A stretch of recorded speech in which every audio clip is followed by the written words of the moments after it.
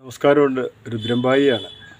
എനിക്ക് വളരെ സന്തോഷവും എൻ്റെ ജീവിതത്തിലെ ഏറ്റവും വലിയ സ്വപ്ന സാക്ഷാത്കാരവുമായ ഒരു ചലച്ചിത്രം വർഷങ്ങളായിട്ട് തപസ് പോലെ കൊണ്ടുവന്ന് ചലച്ചിത്ര രൂപത്തിന് വേണ്ടിയുള്ള തിരക്കഥയൊക്കെ റെഡിയാക്കിയിരിക്കുന്നതാണ്. അതിൻ്റെ സംഗീതം ഉടനെ തന്നെ ചെയ്യും. അതിൻ്റെ മ്യൂസിക് ഡയറക്ടർ വിദേശത്താണ്. അപ്പോൾ അത്തരം ബൃഹത്തായൊരു ചലച്ചിത്രം ചെയ്യാൻ വളരെ ഗൗരവമായി ഞാൻ ആലോചിച്ചിട്ടുണ്ട്. ആ കാലഘട്ടം ഏതാണെന്നുള്ളത്. സത്യത്തിൽ ആ കാലഘട്ടം ഇത് തന്നെയാണ്.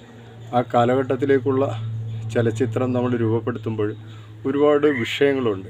നവോത്ഥാന നായകന്മാരെ എല്ലാവരെയും പലരെയും ജാതിവൽക്കരിക്കുകയും മതവൽക്കരിക്കുകയും ചെയ്തുകൊണ്ട് പുതിയ രാഷ്ട്രീയ സാമൂഹ്യ വിഷയത്തിലേക്ക് കിടക്കുന്ന ഒരു കാലഘട്ടം കൂടിയാണ്.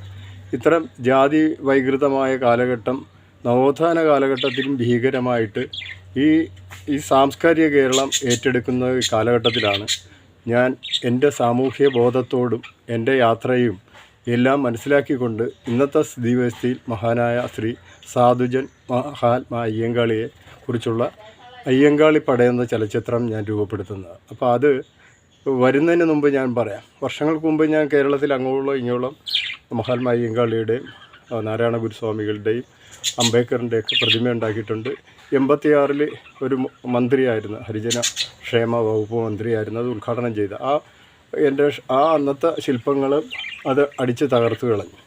ആ ശില്പങ്ങൾ തകർത്തതിൻ്റെ വിവാദങ്ങൾ ചേർത്തലയിൽ കെട്ടടങ്ങിയിട്ടില്ല. അത് വയലാറായിരുന്നെന്ന് കൂടി ഓർക്കണം. അപ്പോൾ അത്തരം ശില്പങ്ങൾ ഞാൻ കേരളത്തിൽ വൈക്കത്തും ഉണ്ടാക്കി വെച്ചിട്ടുണ്ട്. മഹാത്മാ അയ്യങ്കാളിയുടെ പല സ്ഥലത്തും ഞാൻ ഉണ്ടാക്കിയിട്ടുണ്ട്. ആലപ്പുഴയിൽ തന്നെ കലവൂരുണ്ടാക്കി വെച്ചിട്ടുണ്ട്. ഒത്തിരി സ്ഥലത്ത് ഇത്തരം ശില്പങ്ങൾ ഞാൻ ചെയ്തിട്ടുണ്ട്. നമ്മൾ ഈ സമൂഹത്തെ ഏറ്റവും വിഷലിപ്തമായ ജാതി ശ്രേണീഘടന നമ്മൾ അടിച്ചമർത്തിയതിൻ്റെ വേദനയും ജീവിത ദർശനത്തിൽ നിന്നാണ്. നമ്മൾ മാനവികതയാണ് ഉൾക്കൊള്ളുന്നത്. ജാതി മതം ഇവിടുന്ന് ഉന്മൂലനം ചെയ്യണമെന്നാണ് എൻ്റെ ഫിലോസഫി.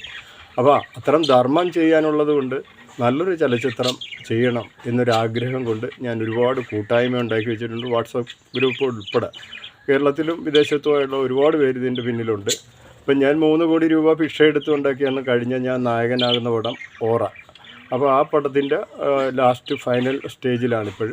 അതിപ്പോൾ ക്ലൈമാക്സ് ഈ 5-ാം തീയതി വീണ്ടും ഷൂട്ട് ചെയ്ത് പടം DA വരെ ഏകദേശമൊക്കെ ചെയ്തു വെച്ചിരിക്കുന്ന പടമാണ്. ഉടനെ റിലീസാകും.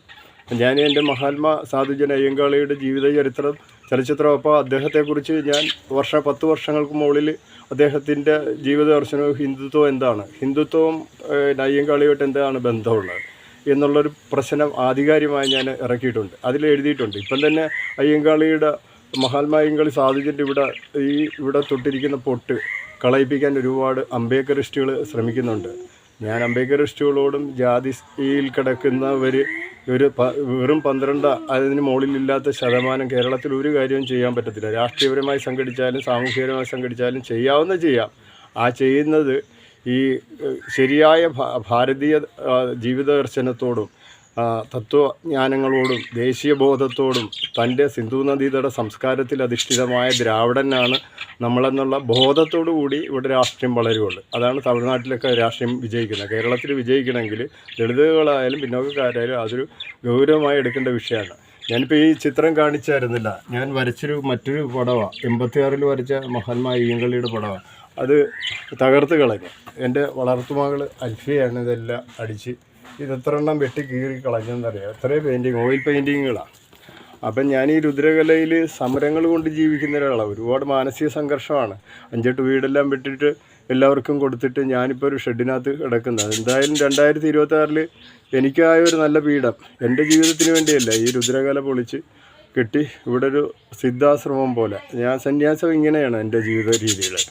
അത് എങ്ങനെയായാലും ഞാനത് എൻ്റെ 30 വയസ്സിൽ സന്യാസം സ്വീകരിച്ചതുകൊണ്ട് അതിൻ്റെ ഒരു പാരമ്പര്യ നിഷ്ഠ ഞാൻ ഗുരുക്കന്മാരെ അംഗീകരിച്ചുകൊണ്ട് ചെയ്ത് പാരമ്പര്യമായ ഒരു സിദ്ധ വൈദ്യമൊക്കെ ആയിട്ട് ചേർന്ന് പോകുന്ന ഒരു ചെറിയ മനുഷ്യൻ മാത്രമേ ഉള്ളൂ, വലിയ ആളെന്നുള്ള. ഞാനെപ്പോഴും ഒരു ജനകീയനാണ്. അത്തരം വിപ്ലവ പ്രസ്ഥാനത്തിലൂടെ വന്നതാണ്. ഞാൻ ഹ്യൂമനിസ്റ്റാണ്.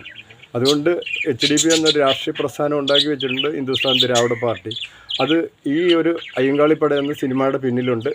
എല്ലാ സ്നേഹിതരായവരും ജാതി മതരഹിതമായ എല്ലാ സമൂഹത്തിനെ മനുഷ്യനെ ഒന്നായി കാണുന്ന എല്ലാ എൻ്റെ സുഹൃത്തുക്കളെല്ലാം അത് നന്മയോട് വിജയിപ്പിക്കാനുള്ള ശ്രമം നടത്തണം. വലിയ ഫണ്ടിലായിരിക്കില്ല, ഞാൻ ചിലപ്പോൾ തെരുവിൽ പിരിച്ചിട്ടായിരിക്കും ഉണ്ടാക്കുന്നത്. ഞാൻ ആദ്യത്തെ പടം ജോൺ അബ്രഹാം ചെയ്തതും തെരുവിൽ പിരിച്ചുകൊണ്ടാണ്. മധു എന്ന ചെമ്മീനിലെ നായകനെ വെച്ച് പടം ഡയറക്റ്റ് ചെയ്ത ഒരാളാണ്. പിന്നെ അപജയങ്ങൾ ഒരുപാടുണ്ട്. ഈ വയസ്സാം കാലത്ത് ഞാൻ അപജയൻ എന്നും പറഞ്ഞിരിക്കത്തൊന്നുമില്ല. ഞാനൊരു യുവാവായിട്ട് നിന്ന് പോരാടി ഈ പടം ഈ ലോകത്ത് തെളിയിപ്പിക്കുമെന്ന വിശ്വാസത്തിലൂടെ ജീവിച്ചിരിക്കുകയാണെങ്കിൽ എൻ്റെ കൂടെ എല്ലാവരും ഉണ്ടെങ്കിൽ, അപ്പോൾ എല്ലാവരും എൻ്റെ ഒപ്പം ഉണ്ടാകുമെന്ന് ഞാൻ ആശംസിക്കുന്നു. എന്നും നിങ്ങളോടൊപ്പമുള്ള രുദ്രൻ ഭായി.